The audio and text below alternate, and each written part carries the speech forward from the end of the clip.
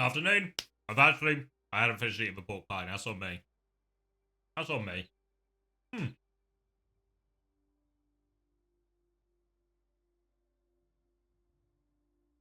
didn't want to play a whole other song. All right. Hi, everyone. Hope everyone's good. It's a beautiful day outside. It is. Beautiful day. It's still a bit chilly. I've been outside. Went for a walk. And now, what better time? Oh, I feel like my camera's in a weird place. What better time? What better way to spend a beautiful day than to watch some VODs? I need the blind down a little bit because I'm going to plan. There we go. Oh, that's a little bit less intense. All right.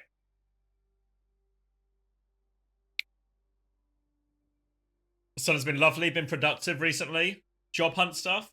Nice. I'm happy to hear. Never enjoy job hunting. I always find, well, my experience has always been, you have to send off a bunch of stuff, and then eventually it will come back, but there's like a big delay, you know? And what you eventually get is you start getting replies after like a while. You can't even remember the bloody job you applied for. Yep, so send a billion off, you eventually get one back, and you're like, I don't even remember what this job was about, but I'm sure I liked it at the time, so I better try and get it.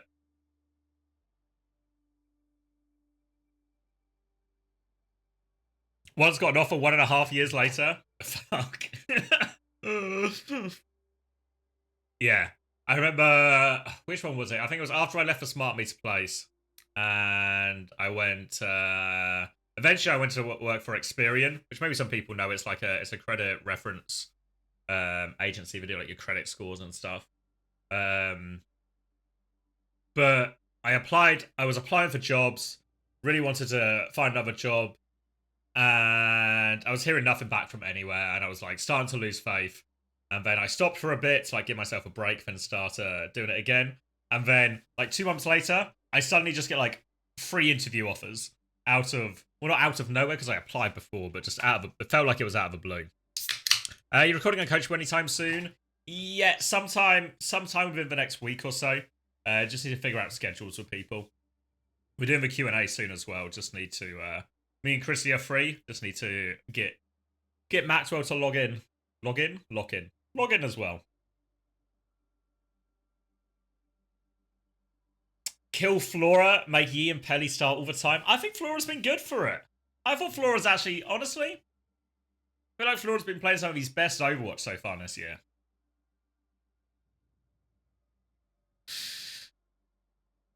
Also, if anyone wants, the HelloFresh is still there. The offer is available 5 more days.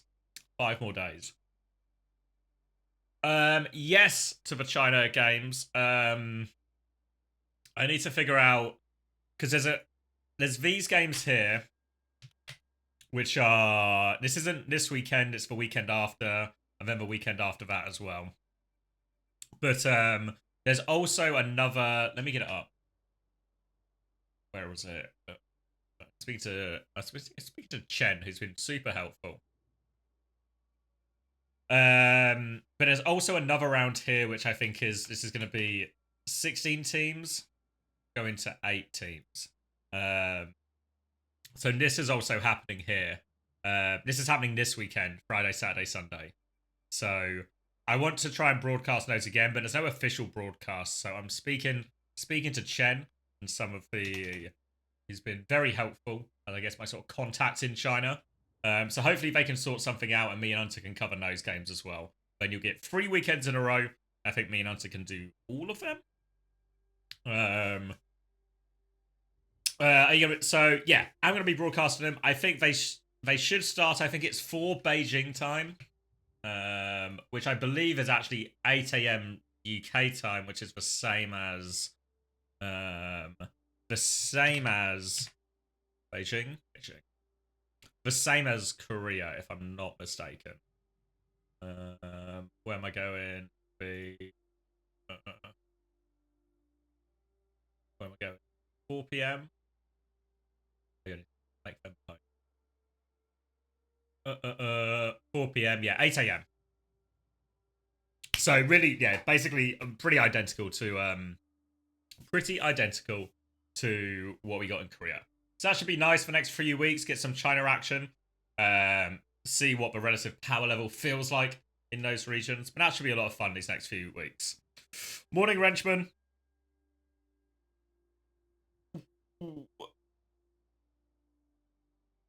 Ben Best, I saw Ben Best had been, I guess, fired essentially from TM. Who do I think would be a good replacement? I mean, that's the hard bit. I mean, I can understand if they're not happy with Ben and they want someone different. Doesn't feel unreasonable given how their results were, to make changes. But who's the replacement? Right? Who would be top of the list?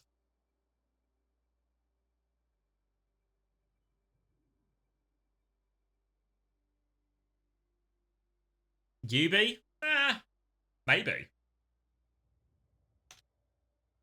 Maybe. I mean, they could just run coachless, essentially. You have a bold British man in mind? Sideshow? He could do it. I mean, they could just keep the same roster and essentially Yubi just does a lot of it. Like they are quite a veteran team, right? Astro, Hadi, Yubi, Psycho.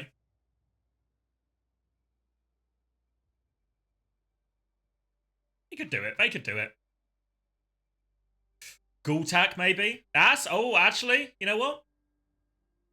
That's a good shout, Blue Slime. Because 100%, I'd imagine Wade doesn't pay anything. Nightmare doesn't pay that much. So 100% they could get Gultak. Yeah, that's not play, actually. You're right, Blue Slime.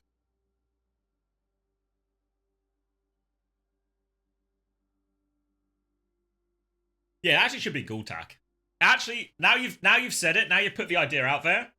I reckon it's crazy if they get anyone else. Unless they just are able to snipe maybe another Korean coach. I'm the best candidate in the EU? I'd probably say no. I'd almost definitely say no. I've also not been asked. Hey, Oren.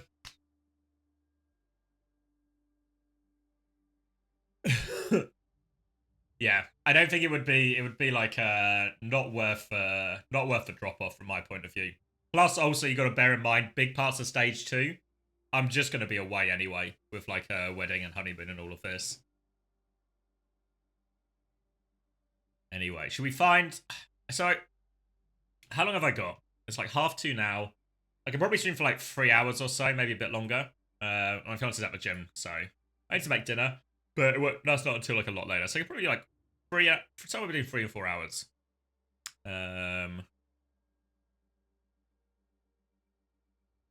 So I wanted to look through some of the Asia games because I feel like one, this is the highest level games we've got recently. And it was also a pretty interesting, especially the final. I think I'm really only interested in the final today. But it was a pretty interesting final. Q&A updates. Hoping for this week at some point, Oren. But we'll see. That's enough time for one loot box. Yeah, what's this thing going on at the moment? Do you guys get loot box drops for watching a stream? How does it work? I also need to figure out what order. Do I just want to watch all of the maps? Oh, loot box every 2 hours?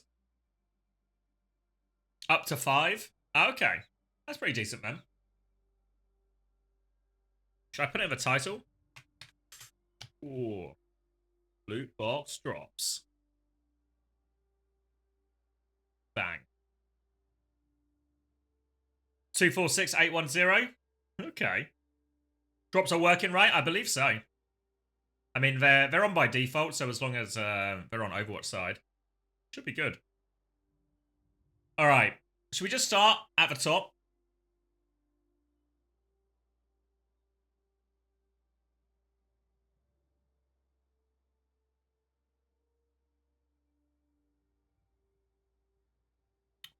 Can you upload the Chris review VOD? Map review VOD? What do you mean, Iconics? Which one do you mean? Let's just start at the top while we do all of this.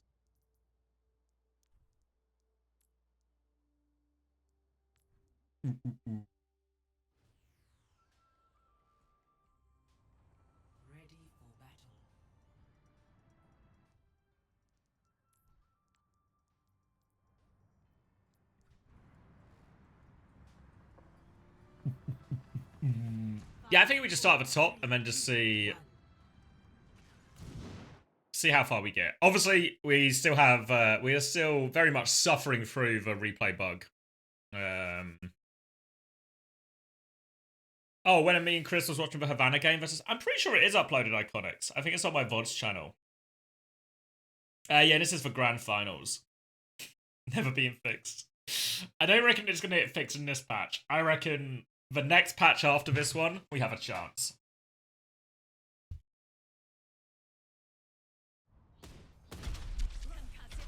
All right, so let's just start. We'll just start as we go through, as it comes. So this first map, really weird. It's actually at this point of the series, I know we're exactly like 4 seconds into the series at this point, but as soon as I saw this come out from Falcons, I was like, they're actually fucking cooked. They're so fucked. They're just gonna mirror ball in these situations. I was like, oh, they're so fucked. Obviously that turned out to be not true. So, I mean, it feels like a hot take from both compositions. Let me remind myself of the ban. So Diva was banned by Crazy Raccoon. Lucio was banned. Probably like 3 or 4 hours, Alex. So not a super long one. Time for a couple of loot boxes and all of that.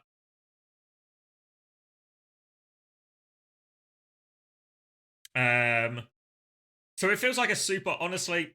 So the idea for Crazy Raccoon, we have banned the Diva, so therefore we can get away with a greedier backline. We know Hanbin doesn't really want to go Winston. At least most of the time doesn't want to go Winston if he doesn't have to. So they're trying to get away with this greedier backline as a result. So all right, let's just break it down. Remember, we can't really rewind, so I'll try and like slow-mo and pause a lot so I can get it over. So initially, nothing too dramatic happening for both teams. Kiri Juno on the side of Falcons. I'm just going to start with a bit of a point force here. In theory, I should still feel like this Zen Bap is just under constant duress. It should be really hard for Shu and Charonk. Okay, they're going to rotate out. The battle's sort of like pulled towards point. Just a bit of harassment here. And it feels like immediately they don't want to fight in this at all. But I feel like it's just a mistake from Falcons, because if you just end up in this situation where both teams are kind of just playing their side of a point, right? Then you have a Zen Bap on one side who are using orbs, doing a lot of damage. They're going to win this point fight over time, right? Actually, it's Falcons are the team that need to make the move here. Falcons are the team that need to dive, team that need to take the Zen Bap out of the equation, which means when they immediately roll out the opposite side of the map, I start to worry for them a little bit. Like, I feel like in reality, if they're going to try and do this, Crazy Raccoon's backline, then if I'm Falcons, my ball can kind of go from anywhere, just like even swing from the top of a pillar. Maybe I want proper and like my Kiri to go here. Maybe my Echo goes something like this. That's like maybe the easiest way to try and set them this dive. So we'll see how they try and do it. For now, they've got Stalker kind of just on point with everyone. Proper's on this right-hand side. You can see Crazy Raccoon backline again. All right, Proper's trying to flank us from this way. We're going to move away. And because Crazy Raccoon are only taking these 2 positions, this side of a map becomes the safe side. That's where they go and stand. They try and rotate to. Reasonable enough decision from Shu and Charonk. Falcons probably could be doing a little bit more to set up some of this dive.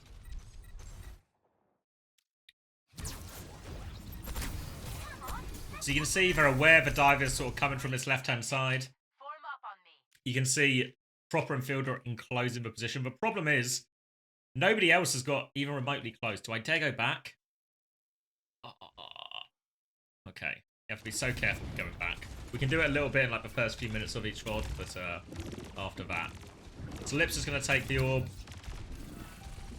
Just looking for threats right now. What Lib wants to do is he wants to find a DPS character to go onto a ball. Run into a DPS. He's going to pop Spot Stalker. And him and Jumpman will combine for this. Nice, easy enough kill. Meanwhile, where are the boys? Alright, the boys are also dealing with the dive here. So you can see two main groups for Crazy Raccoon, right? We've got the backline who are going to play in this dojo side to try and rotate away from danger. Heesang is going to float around them. And again, Heesang wants to do the same thing as Lip and Jump in here, really. Of like, if you can just stop these people getting close to your backline, then Shu and Shurong should be able to win you the fight with the Discord. So they get away with it here. Again, like, I feel like I can see the theory from Crazy Raccoon, but I think it should still be pretty diveable. Part of the problem is some of it is just Hanbin's fault. Again, if Hanbin was on D.Va, there's no way they roll out on BAP10. So again, you see Hanbin and Proper trying to stack up on this side to bully Lip out, but Shu's walked over there, you know, trying to set up, deny some of this space. Lip is going to get the double pocket. Heesang's going to come and help as well.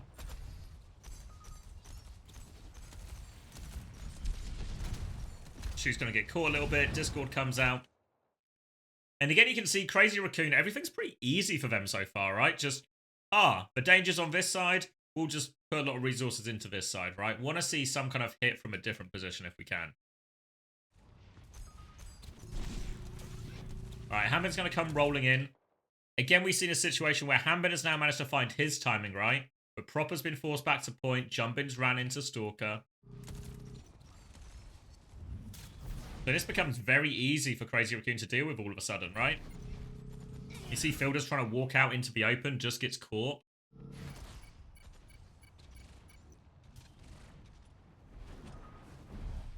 And all very pedestrian. All very pedestrian for Crazy Raccoon so far.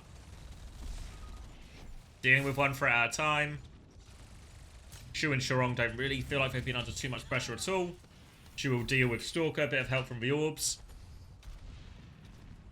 Hanbin's floating above. Discorded, forced out again. And so far, again, we're what? We're 64% in. Has there been a dive? No. No dive.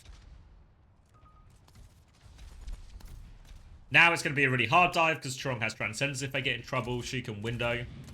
Trong's going to kill Proper again. Hanbin's going to go now. Fielder's trying to play a bit of a flank. Jumbin's going to mark that one out. You see Jumbin and Heesang all over Hanbin. And again, we asked, like, have they found a timing? Well, Proper can't be on this timing because he's literally respawning. Stalker's nowhere close when Hanbin goes. Crazy Raccoon just disrupting the dive completely at the moment. Some of this is actually made harder as well by, yeah, the Lucio ban from Falcons probably actually makes their whole life harder here as well.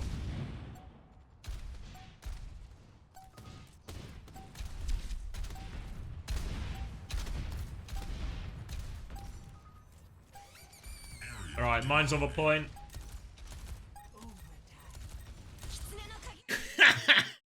Alright, it's such a risk. It's 100% not worth going back for.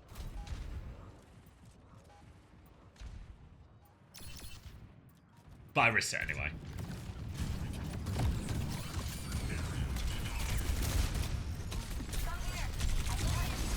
It's just... He doesn't look very light on his feet, does he? Both Hanbin and Jin end in bin. Thank you, I am Ash69. It's true. It's really true. Unfortunately, at this point of the series, Hanbin is the one thoroughly in the bin. Alright, and then it's just ults galore, lamp for the poles, barrage on point. And they can't get a touch. And I'm sure everyone at this point in the series thought, oh my god, Falcons are going to get 4-0'd again. Falcons are going to get 4-0'd once again by Crazy Raccoon. Back to back. 5, 4, 3, 2, 1. Alright. So now we're going to try the same matchup here. Or a same matchup from Crazy Raccoon's side. Or same comp, I should say. Not You Believed. One of True Faith. But now we're on Control Center, so a bit of a harder map for it as well. Thank you, Sky, for con. Clueless? Yeah, I mean, I guess everyone else knew. Everyone else knew. But this time, it's going to be a Malga version of a comp. So I think we want to see... again, similar things, right? We're going to see, you know, if we go to like the sky view, we're going to see Crazy Raccoon try to do very much the same thing. Set up on like the extremities of whatever map, try and give the most distance for Shu and Chirong. And if we are Team Falcons, we want to do the same thing here. So again, Lucio would be so juicy into this, but you want to see a similar kind of thing. Whereas like, is there ever a timing where we can just hit him from multiple angles? And the reason Crazy Raccoon picked this one is literally because there's a bit of high ground, right? So Hanbin should have a really hard time engaging onto this. You see Jumbin trying to hit him early as well. Force out whatever cooldowns he can defensively. Rockets and everything coming in. You can see already Proper going to try and take a little bit of an angle. Poke out the Pharah. Poke out the Tracer. And we talked a little bit on Garden about how there was never a dive from Falcons in any of these situations. How anytime they tried to take this space or this space on Garden, Lip and everyone would peek and bully them, right? So what you have to do then if you're Falcons is you have to sort of earn this space. You have to earn this space on the right-hand side. Then once you earn this space, then maybe you can do something to hit this backline in some of the situations. So you see they're going to go and try and fight Lip a little bit. You can see as well, once... This is like, you saw Chirong do this on the previous one as well. But once he realizes, now actually, they're not hitting us very soon, I can start walking forward a little bit, trying to get more value out of my Discord. Try and find some early damage. Jumbin's going to roll through. Now, though, they've done a little bit of the work, right? If you look at Fielder and Hanbin, they've done a little bit of the work. And now they can start threatening this angle when you can see Chirong and Shu trying to move forward. But now, in theory, hopefully, that pushes them into maybe the sightline of somebody else. So Hanbin's actually going to stomp back. And he's going to crush Lip. Which seems like a hot take. But he took too much damage, so I guess he kind of has to get out. OWCS will restart. China starts this weekend. And then it's like 2 more weekends. Then the LAN is on the 18th of April. So a bit of a pick out of nothing there from Falcons. Fielder's going to be forced to TP out. They're just going to force the point off that pick. He's getting marked on the high ground, taken care of, no problem.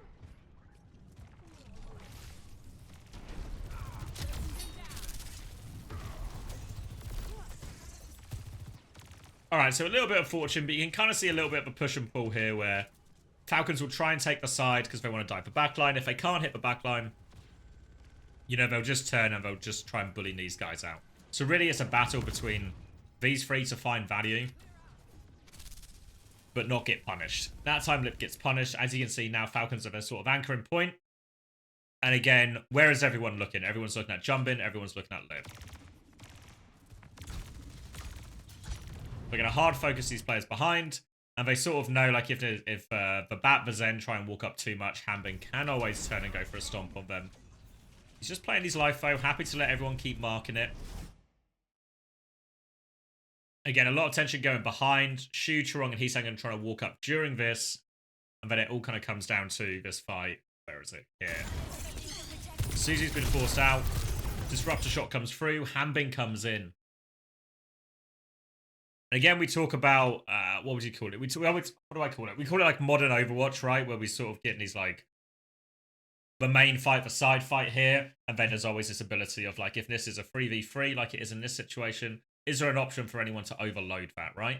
So they go from Falcons, trying to mark the Tracer and Ball as much as they can pre-fight. But as the backline starts to walk up into position, they're going to try and hold the power position here. Crazy Raccoon are going to try and take it in this 3v3.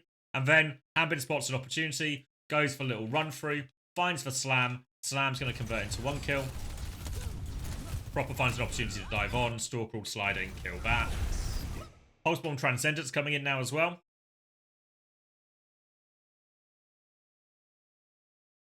Wait, hold on, I think. Pulsebomb Transcendence coming in as well. So they have a lot of ults to deal with it. Hanbin goes for another stomp. Stomps Lip again. Again, seems unlikely now that Hanbin has killed Lip with Stomp twice. So far on this control center. It's literally true. Hey, Musket. Yeah, good day today. Good day today. Sunny day. Been outside, been for a walk. Did some private coaching. Ready to lock into some vaults.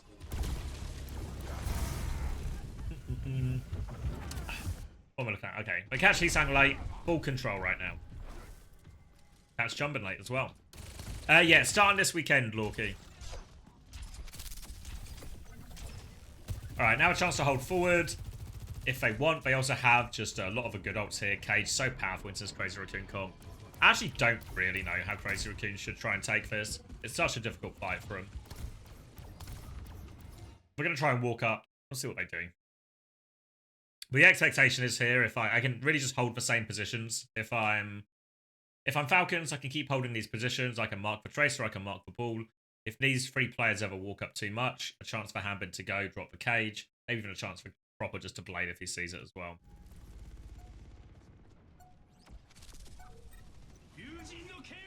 Alright, Proper's just going to press the button. He's going to go.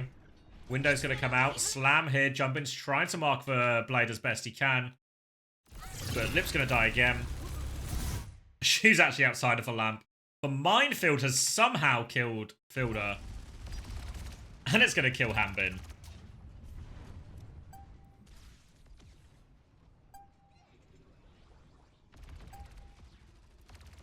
And unbelievably, this minefield, it didn't even look like the craziest minefield in the world, but somehow, some way, it's provided the opening here. Alright, they get themselves back on point. Little bit surprised there's no Ana from Shu. I think it's hard on this map, for sure. But I feel like you really need it versus Malga if you're playing like something along Crazy Raccoon style of comp, and just have your Ana play here or something. I feel like you sort of almost have to. I didn't think how many times, yeah.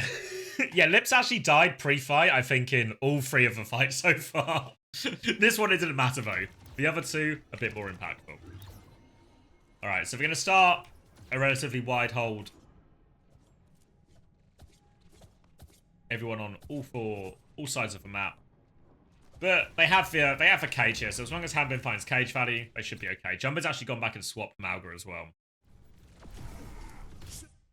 Alright, Jumpin's going to stomp in. Hambin realizes the stomp's not going to hit him. They're going to drop the cage. Heesang also caught in the cage, does have copy, so it's not the end of the world. Stalker has the overclock. Alright. Suzu is good from Shu. He TP's in. Chorong, Crazy Raccoon, they are all committing into the point now. But in theory, Stalker should just get loads of value, right? Torpedoes come out. Lips trying to break the cage. Hambin cancels. If the cage isn't broken, Hambin cancels it because he's taking so much damage.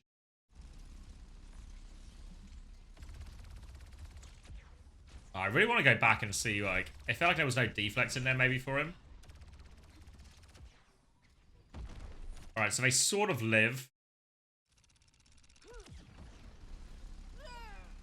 But they're also low here, Falcons.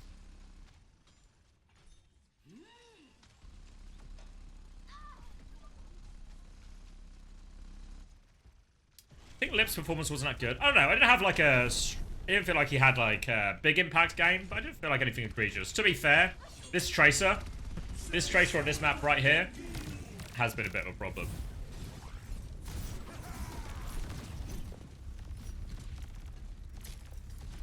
All right, and in theory, this felt like a full plot armor moment, right? Like cage overclock.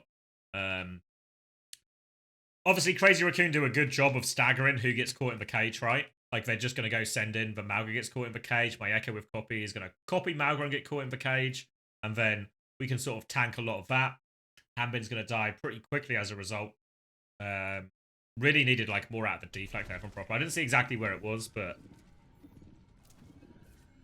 can't go back at the moment with the replay.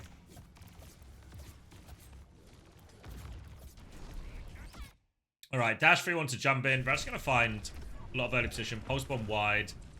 Jump in's cleared out now. Ray v Ray situation. Falcons are always so good at this on the Malga, right? Of like, they win the neutral. Okay, we won the neutral, but we're not content with that. We're going to keep pushing. We've got the HP advantage. Ray to keep going. Ray comes around the corner. Torpedoes onto jump in. Fielder's swinging. Stalker's swinging. Jumper's going to go for a stomp. Jump in stomps Hambin.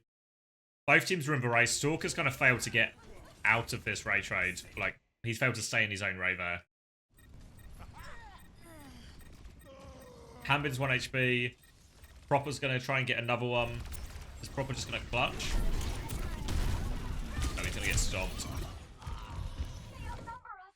Builder's gonna rally for this.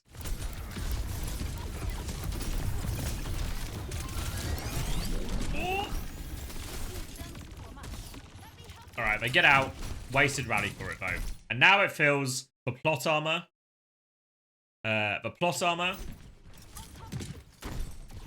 It's happened. It's happening, right? Alright, Fielder and Proper are going to go on the flank here. They're going to force out Lit. Jumper's going to drop the cage in main. Just onto Hanbin, though, right? Just onto Hanbin. Proper's not in a position to deflect for him, though. Hanbin's going to take the full damage. We're going to try and beam and kill him. Are going to beam and kill him.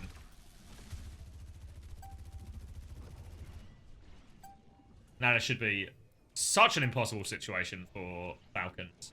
You have to push back in. Kitsune rush on point.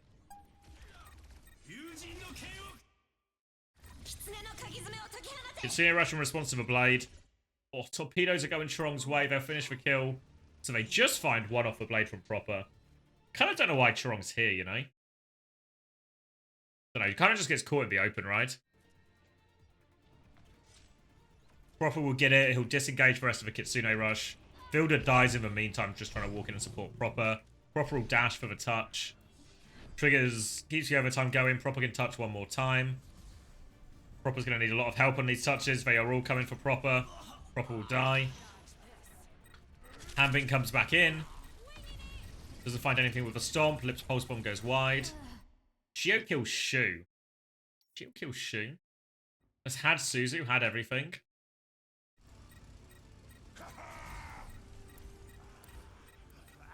Hanbin cardiac overdrive going. Jumper's going to force down.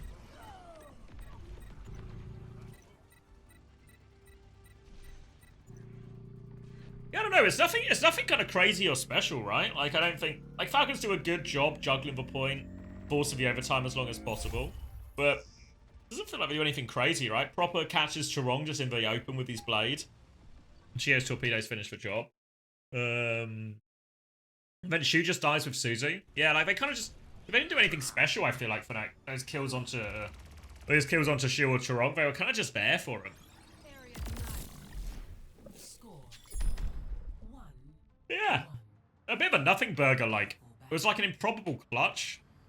I mean, you got to look at it like as that map. It feels like Falcons had what should have felt like an unlosable situation that they lose. I think Crazy Raccoon have an unlosable situation that they lose. So, feels just a little bit...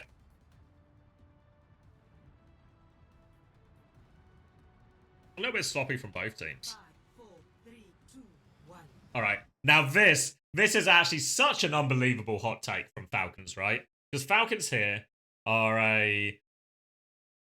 expecting ball. They're expecting ball. So Hanbin is like, well, if we're expecting ball, you know what that means? I'm gonna have to mirror him. So they TP out, they see the comp, they immediately go back.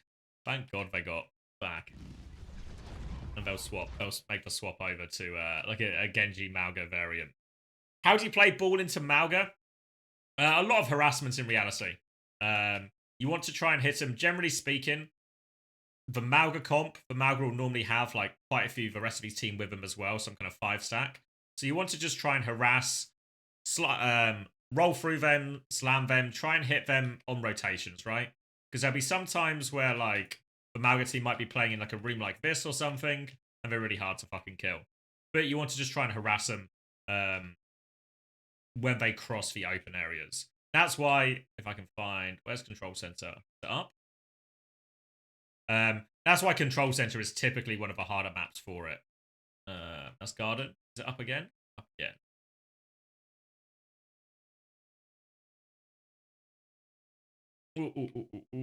So, generally speaking, what you want is like, if a Mauga team is going to, if a Mauga team's going to come to point this direction, you want to see if you can maybe hit them like a few times early. The problem is on Control Center, this is a really hard one to do, this is a really hard one to do, and this is a really hard one to do. Whereas, on like some of the other maps, like Garden, or I'm thinking of other good ball maps, like stuff like Blizzard World, there's all these open spaces where ball can just slam the rotation quite easily. I think the problem on Control Center is a lot of the stuff we're asking Jump In to do is like, can you go in here and slam them? Not really, right? It's kind of tricky. Even here's probably like one of the better spots for it, obviously other than point itself, but it's still trickier. And I think that's part of the reason Falcons Malga comp felt a lot better, and part of the reason that Crazy Raccoon ended up swapping to it. Whereas I feel like maybe Nepal Shrine's another good one, right? Like think Nepal Shrine. Whenever you're retaking from Nepal Shrine, you basically almost have to go through a pretty open area where there's like good ball slam opportunities. Whereas this map is really hard for it. But generally what you want on the ball is you just want that harassment before they can get to like the good part of the map. Slam the webcam. Yeah, where am I?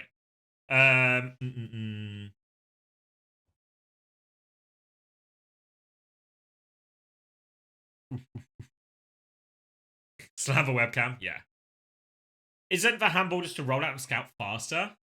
I don't know. Because I feel like there's got to be... I can't rewind, but I feel like there's a world where they would have stayed for comp.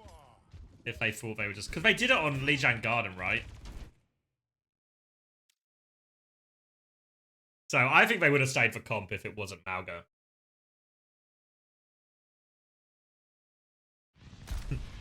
All right. So now we're going to get basically a full neutral, and you can see both teams' classic setup, right? We have our core rosters fighting over the mega area. Then we have our side fight, Brig Genji versus Kiri Pharah. I think, honestly, especially in this map, maybe the Pharah should just be better, but it is also proper, so we'll see. Proper's actually going to go force Suzu out of Shu as well. Shu's going to stay there. You see Fielder immediately has taken like the long rotation, try and force him to point. So now Crazy Raccoon, they have two decisions, right? They either just keep contesting both sides, you know, maybe send a few more resources Heesang's way so we can win this fight. Or they try and exploit the fact where, because these guys are so far away, we'll just try and take a 5v3 in this area before they can do anything. So Jumper's going to walk forward, Heesang's going to walk forward. We're actually going to try and do a little bit of both here, where Heesang goes to mark for point, but they still take a 4v3 in this situation. But obviously, Falcons are aware of this situation right now. They're doing a point force. So your job, if you are the main group not forcing point, if they turn their attention to you, you need to fuck off. Just live. Just back out. Waste their time. Likewise, if the inverse was true, and Hanbin was standing here and he sees 5 people going towards point, your job, go get involved. So Hanbin gonna back it up. Really back it up. And now Falcons, they've had to disengage, but they have control of a point. Heesang's not been able to stop and get the flip. And now Crazy Raccoon stuck in a situation. Where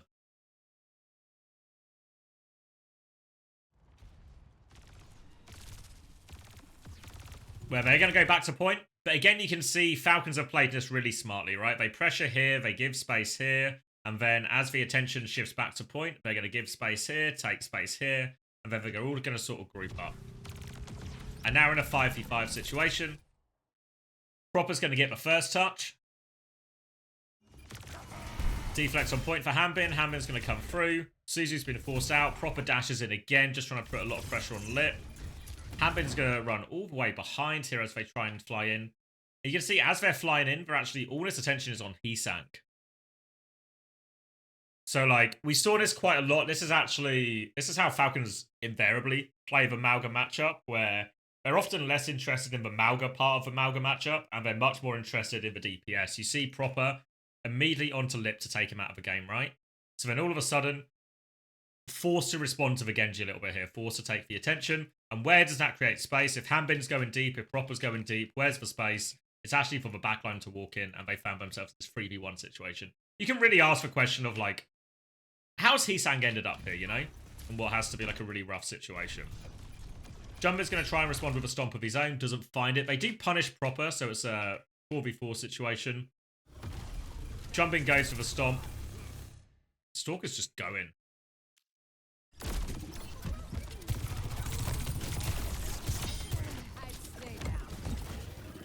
Yeah, and again, a classic Falcons win through the DPS.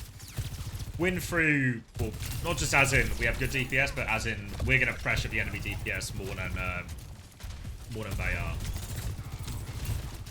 Now coming up to ult situation. Heesang's going to lean over towards the point. So a slight, slightly different formation this time where they're going, you can't see because I always forget my camera's in the way. Hold on. I feel like my video broadcast has been a dickhead again. See if I can turn it off. Alright, can you still hear me? I think you can still hear me. You might get a few keyboard sounds, but should be a smoother experience. Alright.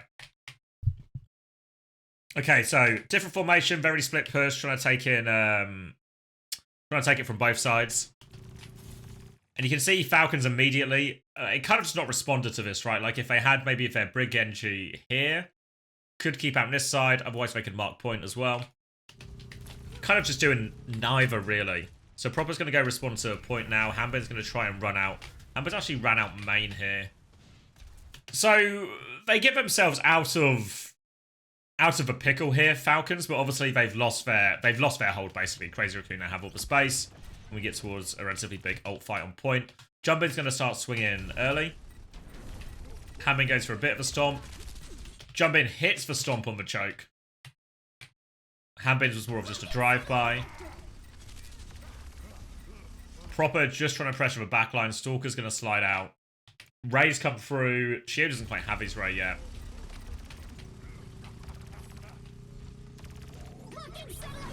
Shio's going to Ray back now. Or everything's happening. Overclocks from both. Stalker's overclock is from main in all of this. Hanbin finds nothing with the stomp. Jumpin finds another stomp connect. Fielder this time. Oh my god. The rally keeps him alive. He bashes. He bashes out. He rallies. He bashes back in. It looked like he was going to get a bash there, but apparently not. Maybe the cage just about saves him. Then Proper's going to blade at the end. Lots of stuff happening. Afternoon on BS Lights. Also means Stalker's, because in his cage, Stalker's clock is not really doing much other than he has to just try and break the cage. Proper's going to get one with it. Later cage now. And everything just falls.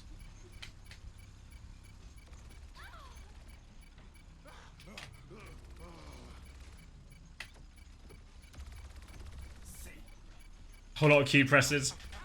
Yeah, I mean, it felt like there was an opportunity. I mean, part of the problem really is that, like, this is like a 10 ult fight, but it's not a 10 ult fight. If Heesang has Barrage here, it's probably just over. But I feel like the Ray got more value from Chio. They were able to, like, disengage Sharong's Ray slightly, come back in with a later Ray. Then Fielder's also able to survive a very difficult situation. I think we kind of see a little bit of the power of a Brig there as well. Like, rally into cage actually gives you a pretty, one of the more reasonable chances to win. And now Falcons probably going to hold forward for this last fight. Heesang has Barrage, but it's going to be really hard to use. Might not even get it. Shu's going to go over onto the Ana. Heesang's making his way coast. Heesang will touch. Stalker and Shio go and respond to it straight away. Oh, they just catch him. You see this time as well. They don't quite do the exact same push here. Obviously they got Shu and Ana now, so instead of Shu just being a Kiri here, he's just coming through main. But Heesang goes for a point touch, but this time Falcons, rather than getting caught in main a little bit, you can see Chio and Stalker respond immediately to shut down the point touch. No that Heesang's going to be alone. And then it's just impossible from here. Jumpin does hit another stomp for what it's worth.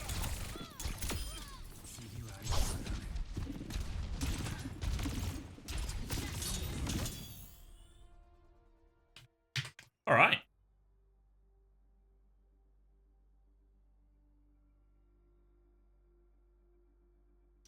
Is Spinal joining an EU OWCS team? He's on, what are they called? Vision Esports, right? The Simple team. I don't know if it's just for Saudi E-League, maybe.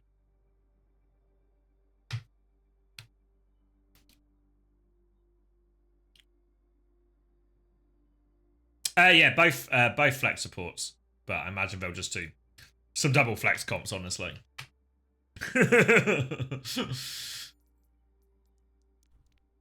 What map was next? Was it the Suravasa? And they have one. Yeah, I presume just keep adding flex supports, mate. I mean, don't forget, Joby, one of them has to play tank now as well. So maybe Simple's gonna play tank. Actually, isn't Spinal a main support? I feel like he might be a main support, actually. So maybe Oya's gonna play tank and Spinal is gonna replace Oya, essentially. And then they can still do the double flex support. And they have that. They have that option. Maybe that's for play. Simple keeps playing tank on comp. Why not just get another tank? Keep your crazy ideas to yourself, Lights. Yeah, replace a tank with another tank player. Why we can just keep getting more supports. I don't know how long he's banned for. It's just like an in-game ban, right? So I don't know what the length of penalty is. Why was he banned? I don't know exactly. It was just like an in-game. Like he's banned from the game. Yeah, I don't know exactly what it was. This is why I wish they told us on broadcast. You know, just like you know, like in football, if there was a situation like this, it would be like, Marcus Rashford is not in the squad today because he was late for training. He's going to miss today's game. You know, something like that. And it's just like, okay, everything's just above, everything's just transparent, right? We know exactly what's going on. So I wish they'd just been a little bit more transparent with it on anything, you know, like he's been banned in game. So, there's gonna be a reason attached to that. Like, oh, Immo has been banned for a month due to toxicity.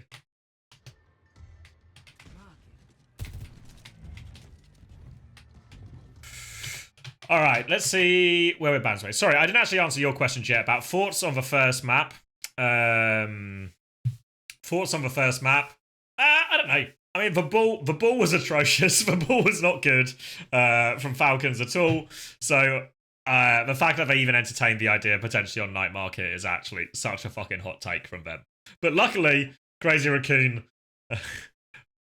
agreed to take a Malga Mirror with them as well. So Malga Mirror honestly could have gone either way. I think the Lijiang Control Center was really messy from both teams. Falcons probably should count themselves really fortunate to win that one. The Night Market was completely one-sided. Heesang was completely shut down. Felt like, again, the neutral's just stronger for Falcons in a lot of these situations.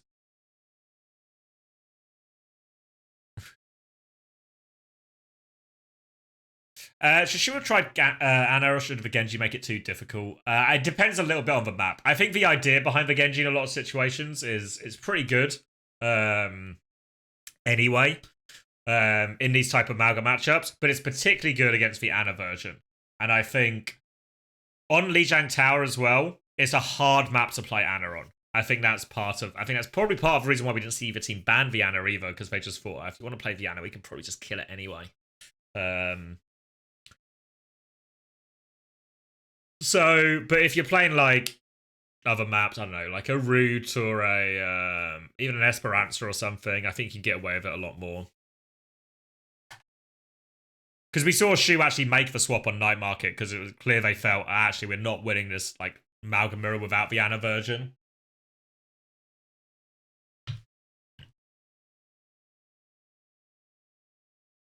Yeah, I mean, you see the same thing, like both Zeta and Falcons have it set up so they can have basically, they always have a Juno and then they can have an Ana, like an Ana Brig Kiri player, right? And obviously Fielder ticks this. There's probably not a better player in the world to cover these three heroes than Fielder. Obviously Violet can do the same thing, right, as well. Like Violet can do this, and Shu can't. Shu can really only do the Ana and the Kiri. So I think the inability to go to Brig sometimes for Crazy Raccoon mean this type of mirror gets a little bit harder for them in these situations. To be fair, I think the Lucio ban actually... I think this was actually a really bad ban from Falcons. Because I think this made this Zen BAP possible. I think it made it way harder to deal with the BAP Zen. And that Falcons nearly shot themselves in the foot with this one. But they got away with it. I think they were like actually a bad ban from Falcons, but they win anyway, so they get away with it. This one, we're going to go over to Suravasa with a Juno ban, presumably very much to effect for Malga, and Winston ban in response from Falcons here. Obviously, they played a lot of Anna Brig type stuff here. Crazy Raccoon is in the past, but obviously just means they're going to play ball instead. Obviously, there was an option here for Falcons to maybe go the other way with it. You know, ban the ball here. And to be fair, they didn't actually ban the ball at any point, right? But I guess it's just what you would rather play against, right? Both options probably don't feel great. It's a good map for ball. Crazy Raccoon have had a lot of success with Winston here as well. Ooh, I've been at it. What's going on? Okay. All right.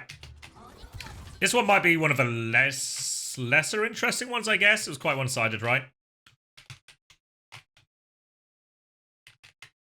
What's my hope for China land meta / for patch today? I don't really mind.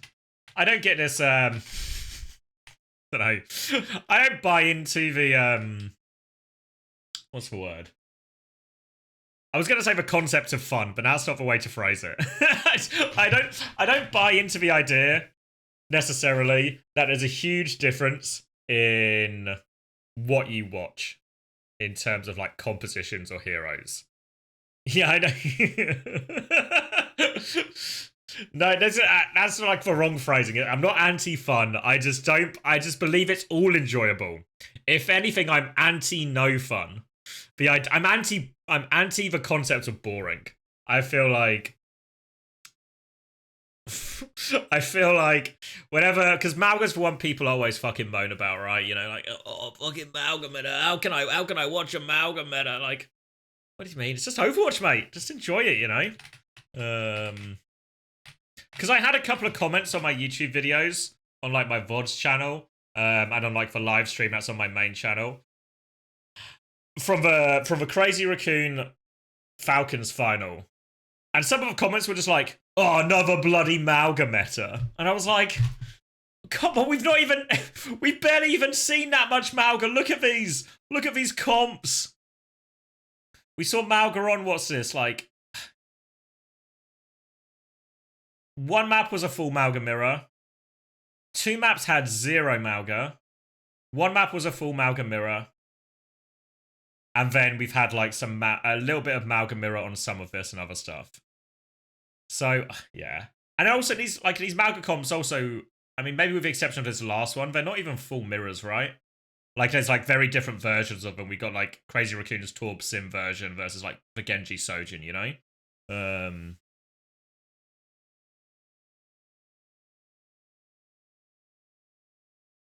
So yeah, I just don't buy into it. Yeah, I mean, my argument is probably even a step before the idea of like, one, we didn't see that much Malga in this one, but I also don't think the Malga's boring. I don't know. Like, was it boring when we see Hanbin run across the map and stomp on Lip twice? Is that uninteresting, you know? And then like a lot of the other criticisms are like, well, you just get these bloody 10 ult fights, you know, where everything goes off. And I was like, what compositional matchup in Overwatch doesn't have those fights? Where there's just like 8 to 10 ults popped. You know? So I feel like some of the criticism just doesn't hold up to inspection, really.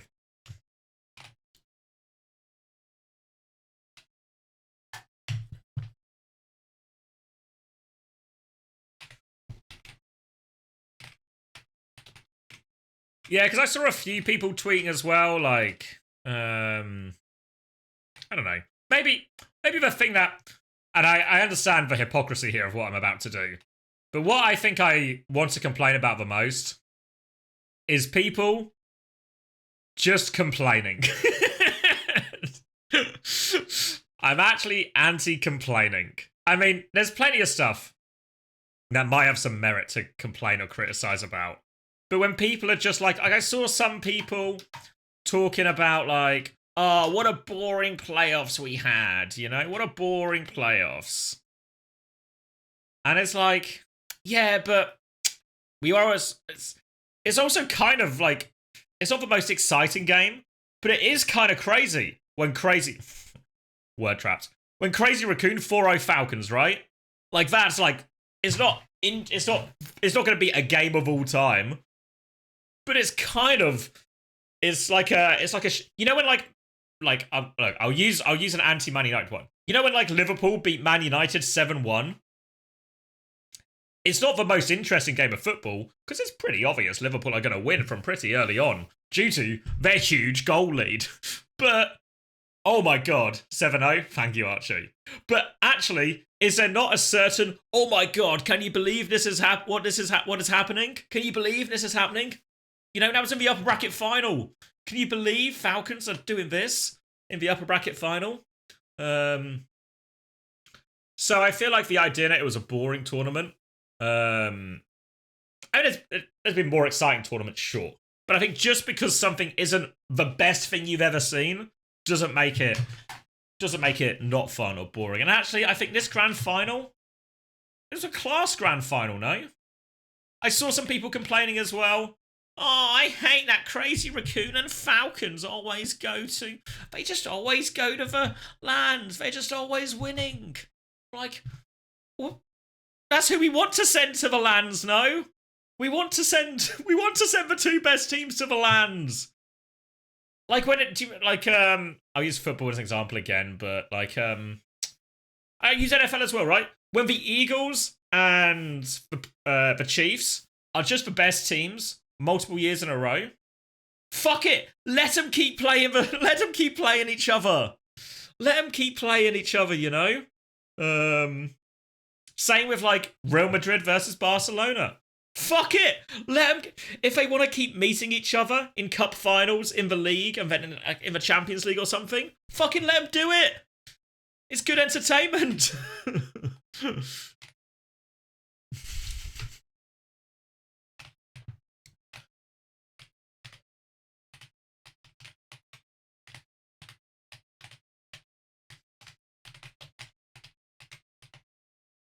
Yeah, I can understand that sentiment a bit more, Spider Sleg. It's a shame that no one can come close to them, and that Zeta are perennially third. But I think it just feels like what's the word? Ungrateful to me when people are always like, oh, why didn't these teams? Oh, great, we're gonna see these two teams again. It's boring. It's boring. Fuck is it? Amalgamate is boring. We just see the same teams in the finals every time. It's boring. It's not fucking boring. It's interesting. You're fucking boring.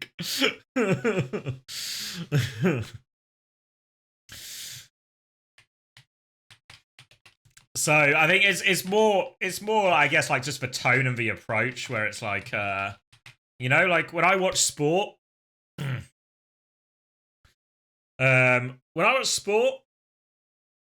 I mean, invariably, if I'm a neutral, I probably end up rooting for the underdog, right? But I'm kind of just rooting for good football, right?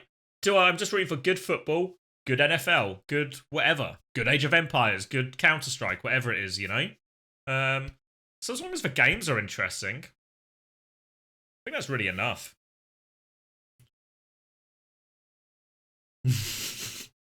Exactly, Arne. I know it's hypocritical. The hypocrisy is not lost on me, but it's how I feel. It's how I feel.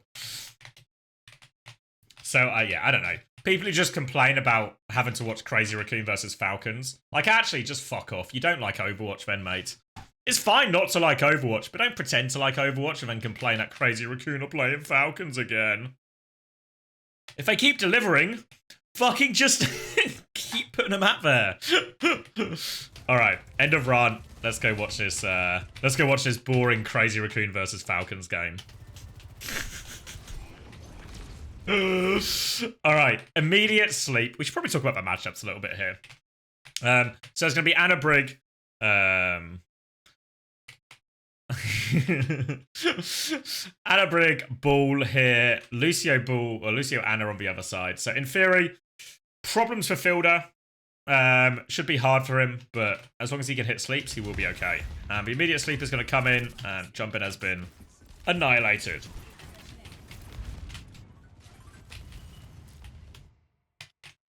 Yeah, you should be complaining about the balance instead. Fuck. Feel the same about that one, Turlands. Alright, so a proper nothing burger of a first fight. Ball just gets slept. Jumpin's going to roll out. Should be hard to take space here, right? Should be hard for this Crazy Raccoon like core to walk in at any time. We're going to have Jumpin coming from the other side here. And I think generally what you want to do if you're Falcons is you want to try and just mark both sides, right? Like if you can put early pressure out onto the Ball, onto the Echo or anyone who tries to take a position, that's good. And then as soon as they overstep and we think Fielder has a nade opportunity, then we actually should be quite happy to push this, you know, for Hanbin to play aggressive, for Chio to move us in, everything like that.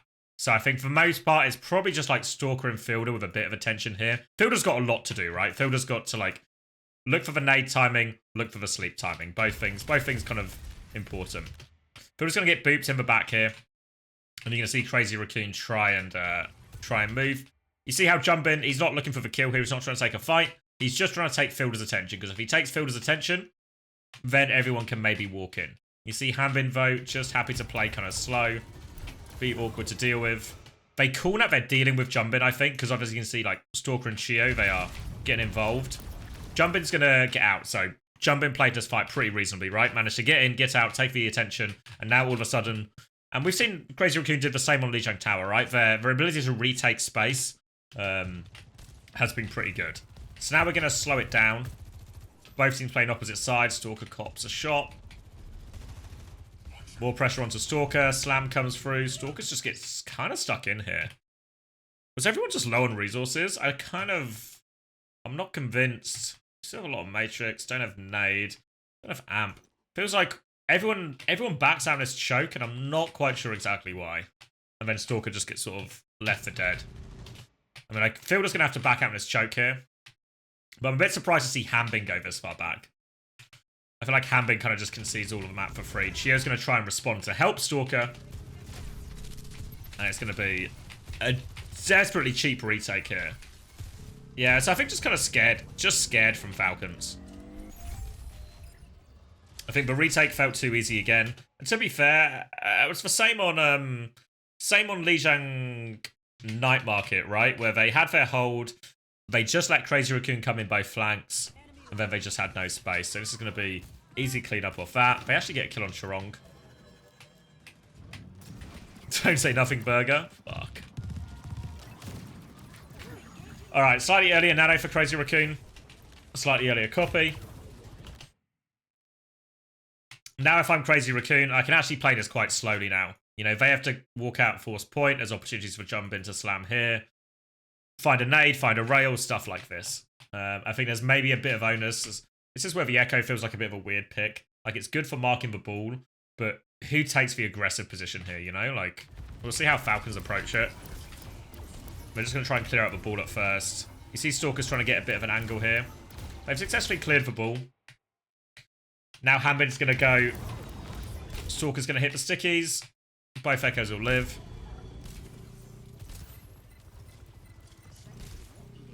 Jumping continuously trying to fight this Echo. Heesang trying to help as well. You can see Fielder's got full pocket on him.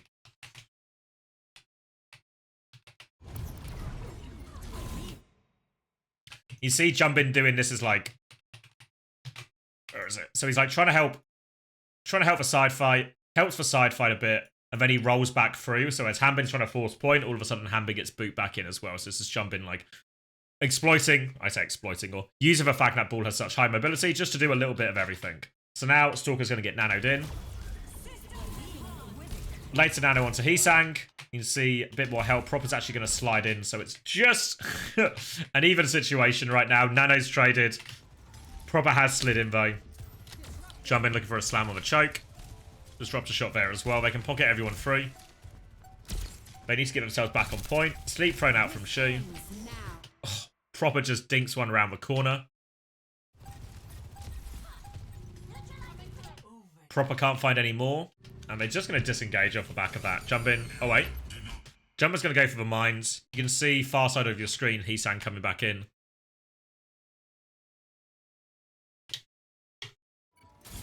Where they hold point there is quite nice. Yeah, it's like really hard for Falcons to do anything meaningful. To get to Crazy Raccoon. Like in reality, the only reason they get so much space on the point at the end is because Proper just hits. Proper just gives them a pick out of nothing. Alright, Mines comes back out and this buys a lot of time. And again, we get in this situation where like Jumpin will do this so often in these touch situations, right? But Mines doesn't kill anyone, but Fielder and Proper can't walk. Chiu and Hanbin are now stuck. Rally's going to finish off one. Heesang's actually going to get a kill on both sides. They're going to stabilize on point. Trong and Lip should be able to deal with this. Yeah, can't even pulse them. They just deal with everything. Yeah, really nicely played.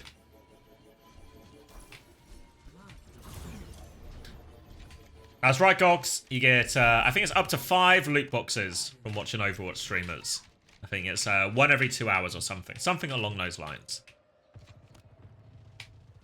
Alright, so a pretty easy first point there.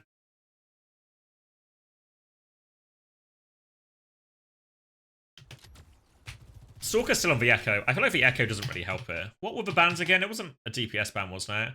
Juno and Winston. Yeah, I'm a little bit surprised we've not seen Proper go Genji or something. Like either Genji Sojin, like they with rest of the comp can stay, like for Diva and Lucio, I think. But surprised we've not seen anything like that.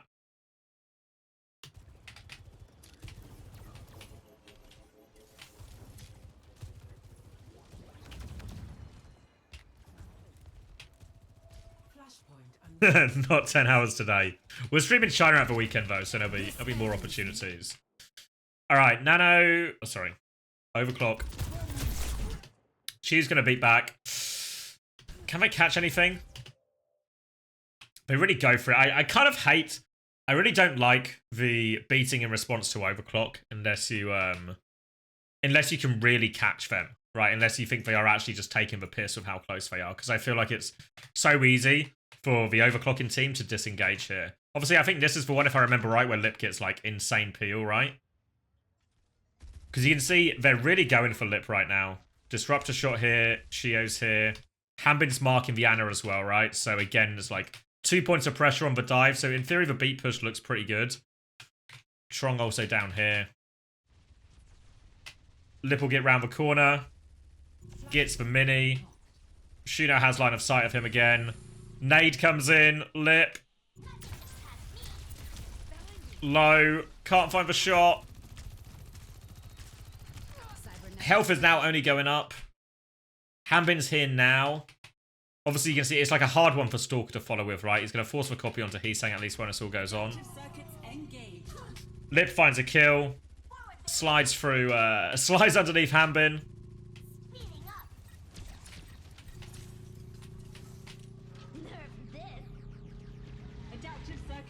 They do kill Heesang. Whoa! Thank you, Spilo. Thank you for the 13 months. Welcome back, mate.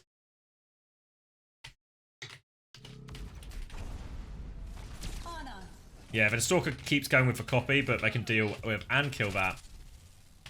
And yeah, I mean, it's part of the reason I never really liked this trade. Just because you're so... If the other team's like doing it on purpose, you know? Like, as you can see, like Lips here, Shoes here, and then Falcons are in this area when they press the beat, right? And it's just so much distance to try and cover, right? They're really stretching to try and find the connect.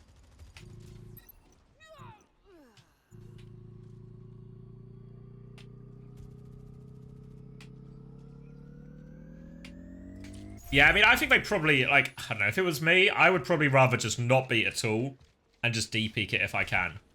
Like, D-peek it, and then if Lip keeps walking forward, then I'm just, like, holding the corner, and then I beat push back out, right?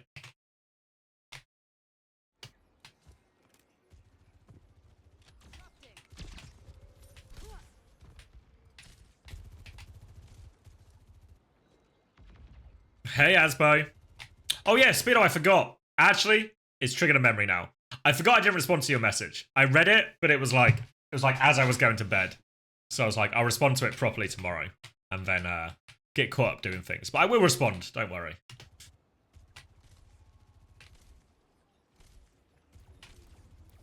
Alright, Nano, rally now. Nade round the corner from Fielder. Finds everyone. Just an early nade vote. What fuck? How's this happened? Alright, Proper's died before the fight. And it's going to be a quick reset.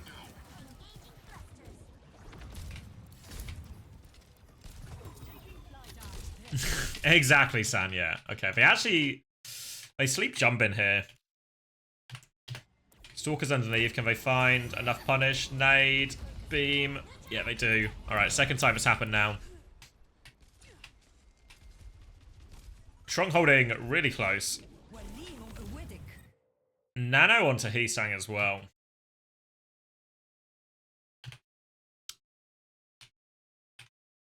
Yeah, it feels like Crazy Raccoon wants to make a similar decision to first point, right? Where they're happy to try and hang on and clutch with ults. Nanos will be exchanged, one onto Hanbin as well. You can see Fielder's really looking... Oh, Fielder's really looking for the nade. Really looking for the nade. But Charong's going to bash and whip shot him.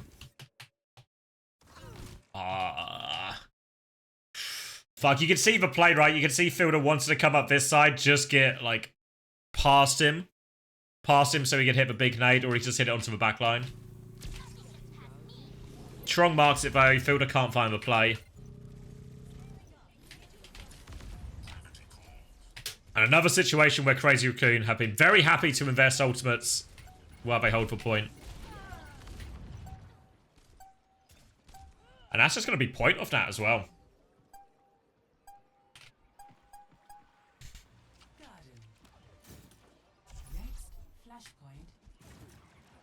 Alright. Just been a bit of a blowout here, hasn't it, really? Like, Crazy Raccoon are playing well, but I feel like Falcons feel a little bit passive. Sloppy. Losing early picks. Hanbin's going to go... It's going to go Malga Sombra now. Closer to what they played on Lijiang Tower in terms of this kind of matchup, but now they've still got the Ana to worry about.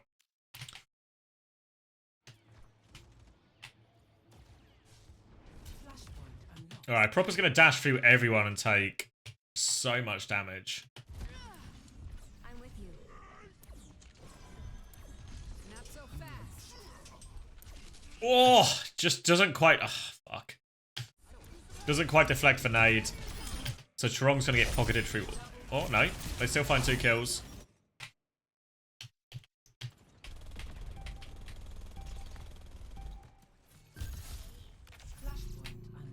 Okay, so in general, when you're playing the Malga comp against this kind of Ana Brig comp, pre-fight, you just want to do a lot of like mark for ball, mark for DPS, make their lives hard. But similar to Lijiang Tower, if this Ana Brig, or like it was on Lijiang Tower Zenbap, if they ever walk up too far or take too much space, same with a Sojourn, that's when you really want Hanbin to have preserved his HP so he can engage on those ones, and then you can actually, especially with Kiri Lucio, you can flood forward.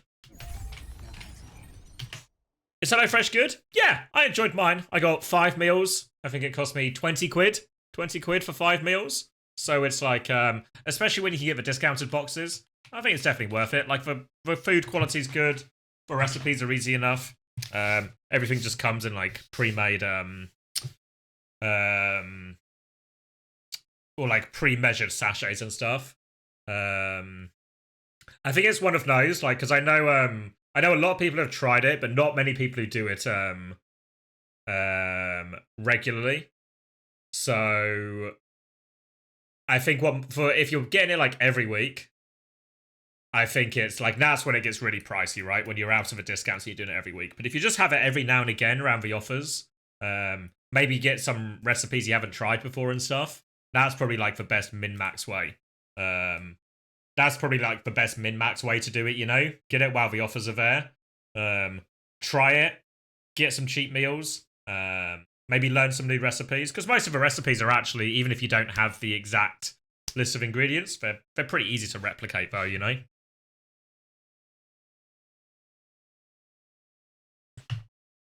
Yeah, if you're looking to learn to cook, it's actually yeah. It's probably like a really nice way to start, right? Like think like when I was a student or something, really just sort of stumbled my way through it for ages. Whereas actually, if you just with them, it's really easy because we do the same thing where you get like a little placard with the what do you call it, with the recipe. So we just keep that. For any of the ones we're like, oh, like that one's really nice, we'll just keep that recipe. Yeah, thanks, Sans. Fuck.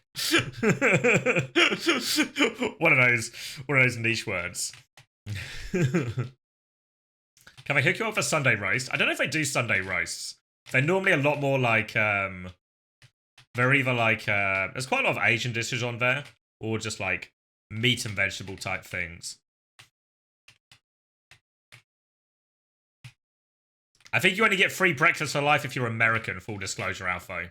So I just want to temper your expectations. Their Indian dishes are quite good. Yeah, when I get it, I normally like prioritize. I don't just get like bolognese or chili or stuff I could make at home.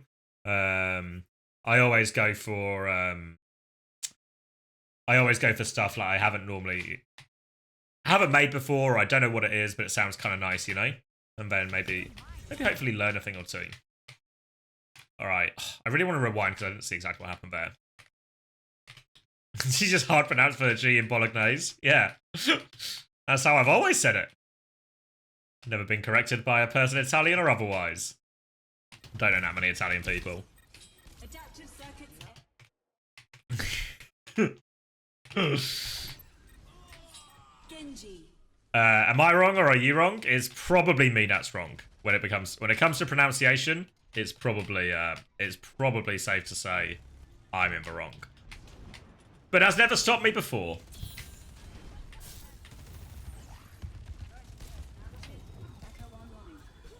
Alright, so if I remember, to be fair, I didn't see it all that much this time, but if I remember rightly, like, they rush to get the touch and Chiu actually just dies for it, so it ends up being a free bit of percentage.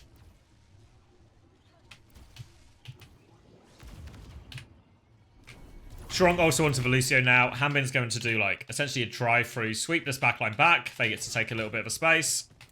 Shu and Strong lit. They all reposition at the back. Falcon's going to get to go again. So now you can see the same kind of setup, right? Hanbin's going to come here. He's going to try and shepherd them into proper and Shio's grasp.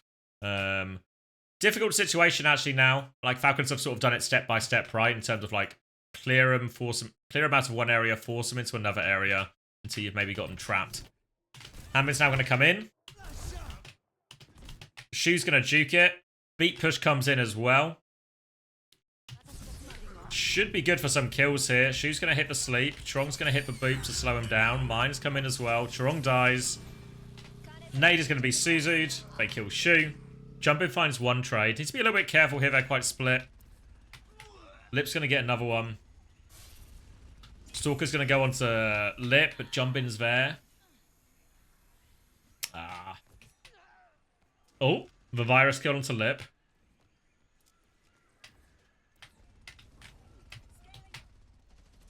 But now this is like such a hard 2v2 for the Malgakiri.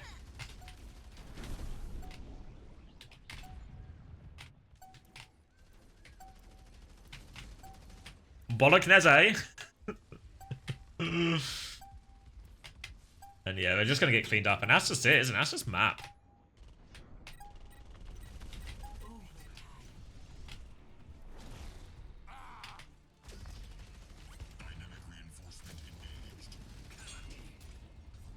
This ends now. Yeah, Nade does come onto point, and it's just all over, isn't it? What a blowout of a Suravasa.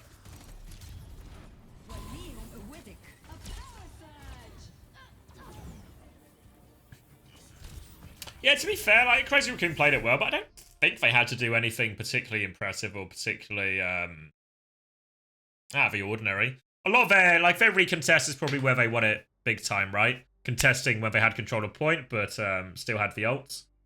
That's probably where they found the most value there. But also a lot of these fights, just a couple of